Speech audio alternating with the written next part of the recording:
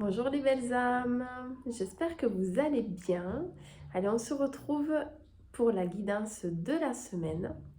Et alors, vous savez déjà un petit peu le thème parce que j'ai balancé ça un petit peu la semaine dernière et vous avez été nombreux à déjà me poser des questions sur ça et à me dire vivement que cette guidance, elle arrive. Donc ça y est, elle est là, c'est aujourd'hui. Donc aujourd'hui, on va parler de l'égoïté de l'égoïsme, du sens de soi. En fait, l'égoïsme, c'est vraiment le sens de soi-même. Et c'est une notion qui est hyper importante, comme je vous le disais sur la précédente guidance. Euh, Nous, on est la seule espèce, alors tout le monde n'est pas comme ça, évidemment, mais ça, on va en parler, mais on est la seule espèce à s'occuper d'abord des autres avant de s'occuper de soi. Or, tout part de nous. Donc déjà, si je m'occupe des autres avant de m'occuper de moi, ça ne peut pas fonctionner. Ça va vite faire défaut dans notre vie à plusieurs points de vue, voire à tous les points de vue. Parce qu'à un moment donné, j'ai besoin de vivre pour moi-même. Je ne peux pas, je ne suis pas incarnée pour vivre que pour l'autre, pour être complètement dévolue à l'autre et faire tout pour l'autre et m'oublier. Ça, vous en avez sûrement fait l'expérience.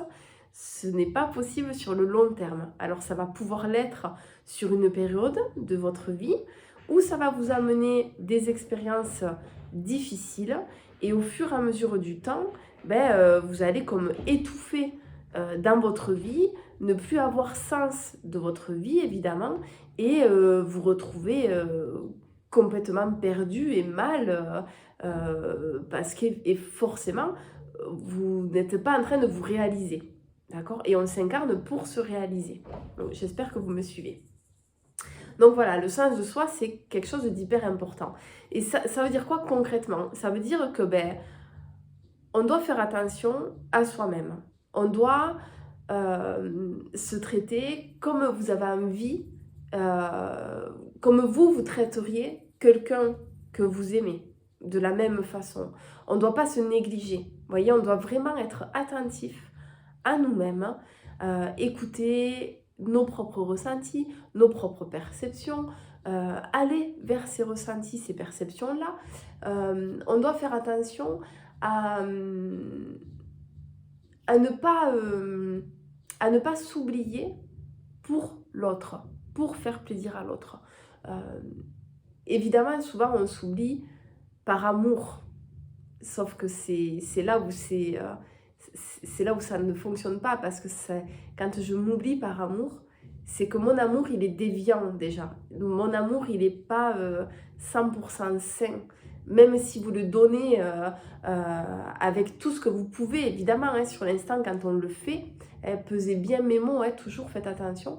Quand on a ce genre de comportement, euh, vraiment, on le fait dans son entièreté, évidemment. Hein, on se dit jamais, je vais y donner de l'amour, mais c'est pas vraiment ce que je ressens. Non, hein, quand on le fait en général, c'est que vraiment c'est ce que vous ressentez. Sauf que derrière, en fait, c'est un amour qui est pas, je sais pas comment vous dire, c'est toujours difficile de trouver des mots justes, qui est déviant en fait, qui est pas 100% neutre, parce que il part pas de vous-même profondément. Et là, je fais référence à la vidéo de la semaine dernière. Ça veut dire que l'amour, c'est d'abord un sentiment qui nous anime parce que c'est ce que nous sommes de plus pur. D'accord? C'est vraiment c'est cette partie de cette grande conscience que nous sommes. Je ne vais pas revenir sur ça. Je vous invite à regarder la vidéo de la semaine dernière si vous ne l'avez pas vue. Et comme ça va davantage vous parler. Et donc, on part de cette base d'amour-là. Et donc, cette base d'amour qui est à nous, une fois qu'elle se révèle à moi et que je m'ouvre à elle, parce que quelque part, je suis cet amour. Donc, elle fait partie intégralement de moi. Donc, j'ai juste qu'à m'ouvrir à elle. Et juste qu'à la laisser resplendir. Et là, après, elle va comme déborder de moi et c'est quelque chose que je vais pouvoir partager aux autres. D'accord? Donc, seulement si je ne m'occupe pas de moi, si moi je ne me prends pas en considération dans l'équation, forcément, c'est pas ce même amour qui va jaillir. Ça va être de l'amour imaginaire, en fait, en quelque sorte. C'est comme ça que je peux vous l'expliquer. Ça va être de l'amour conceptualisé. Parce qu'on va grandir par mimétisme, on va grandir avec plein d'idéologies et de concepts qu'on nous inculque dans notre société, dans nos familles. Et en fait, on va se câbler sur cet imaginaire d'amour que je dois aimer en faisant comme ça. Voilà, pour vous la faire courte. Et c'est là qu'en fait, je vais commencer à m'oublier et à aimer l'autre, mais sans jamais penser à moi. Sauf qu'au fur et à mesure de ma vie, à un moment donné, je vais pas être bien. Mais je vais pas être bien du tout. Ça veut dire que je vais avoir de la frustration. À un moment donné, je vais me dire, mais qu'est-ce que je fous là? Qu'est-ce que je fous dans cette vie? C'est pas moi. Ah oui, oui, j'ai tout pour être heureux. Parce que souvent, on entend ça. On entend, oui, mais j'ai tout pour être heureux. J'ai une maison, un mari ou une femme, une voiture, des enfants. C'est bon, je suis comblée. Mais en fait, il y a un truc qui va pas. Ben oui, effectivement, il y a un truc qui va pas. Évidemment. Dès l'instant où tu ne te révèles pas à toi, dès l'instant où tu t'oublies complètement pour les autres, tu ne peux pas être heureux, même si tu as tout ce qu'il y a de bien dans notre cliché familial européen, j'ai envie de dire, parce que je ne sais pas si ça fonctionne partout, dans tous les pays, de la même façon. J'imagine qu'il y a sûrement des tribus où ça fonctionne différemment. Et donc c'est vraiment important de revenir sur soi et déjà d'apprendre, alors de s'ouvrir à soi. Et comment je m'ouvre à moi? Je m'ouvre à moi en fait tous les jours en m'écoutant davantage. Mais pas en écoutant mon mental, on est d'accord, hein? En écoutant ce que je ressens, en écoutant mon cœur. Donc en écoutant mes perceptions, vos émotions, vos ressentis, c'est votre GPS interne. Donc ça, c'est toujours des indicateurs de ce qui se passe dans votre vie et de comment vous le vivez. Donc c'est vraiment important d'être déjà à l'écoute de ça, de le prendre en considération et de vous laisser guider par ça. C'est-à-dire que j'aime faire quelque chose, j'y vais. Je n'aime pas faire quelque chose, je n'y vais pas. Même si dans ma tête, mon mental, parce que votre mental, il est constitué que de croyances en fait, et que de concepts, et votre mental, il va vous dire « Ah ben non, en fait, on ne fait pas comme ça, hein. On n'a jamais fait comme ça, donc on ne fait pas comme ça. » Et c'est là où on va se mettre à douter. Mais là, recadrez-le. Quand vous doutez, c'est que c'est votre mental.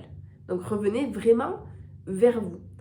Et c'est pas mal de revenir vers soi. C'est pas mal de se prendre en considération. Bien au contraire, plus je vais me prendre en considération, je vais faire attention à moi. Et je vais prendre des chemins qui me conviennent. Je vais faire des choses qui me conviennent. Je vais arrêter de faire des choses qui ne me conviennent pas.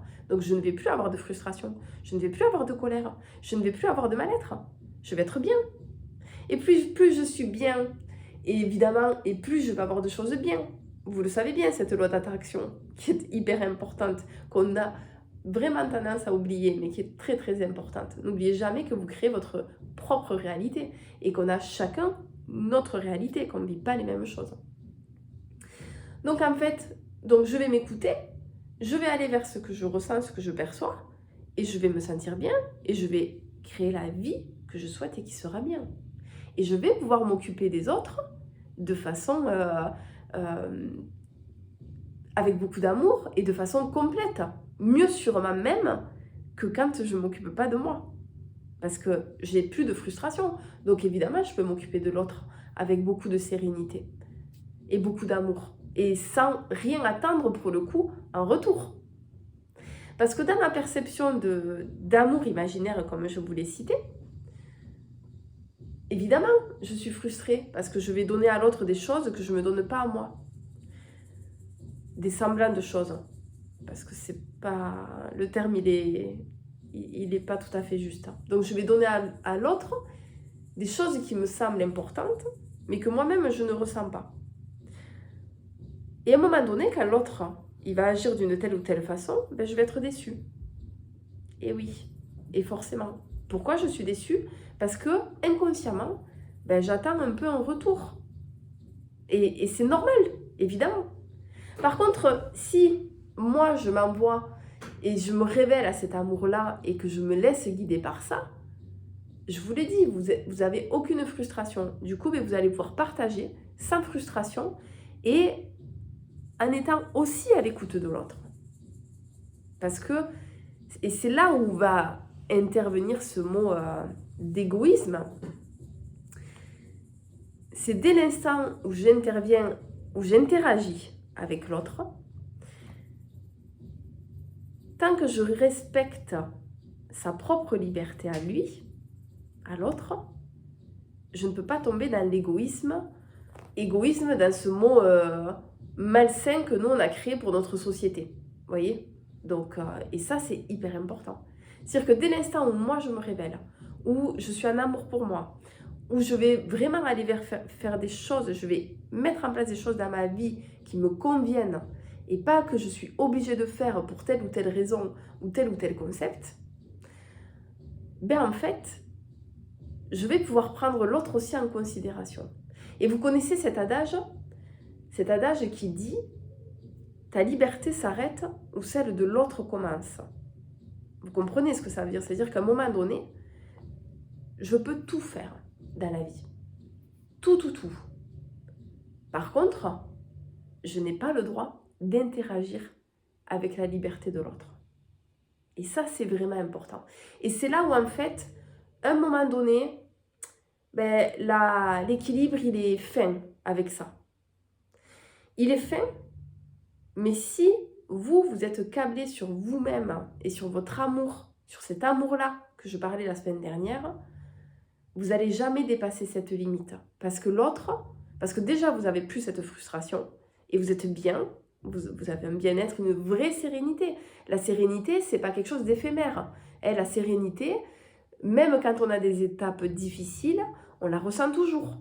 Même des fois quand c'est dur dans la vie. D'accord? Donc quand vous avez ce sentiment de sérénité parce que vous êtes en accord avec vous, évidemment, vous allez pouvoir prendre en compte l'autre et jamais dépasser non plus sa limite à lui et abuser de l'autre. D'accord? Donc c'est vraiment important. Donc je tiens à dire que évidemment, quand vous êtes hyper méga égoïste, ce n'est pas le cas des gens qui écoutent cette vidéo, ça j'en suis certaine. Donc vous avez du chemin pour arriver à ça. Donc n'ayez jamais peur de vous dire « Ah, je ne peux pas faire ça parce que c'est trop égoïste ». C'est faux. C'est pas... Alors, je reprends parce que ça a coupé, j'ai eu une petite alarme et ça a coupé la vidéo.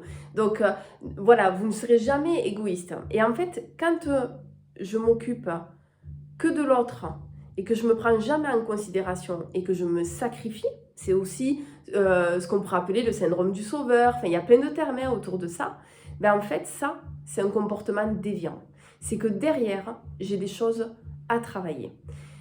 On s'incarne pour se réaliser soi-même. On ne s'incarne pas pour réaliser les autres. Alors évidemment, on vit avec les autres.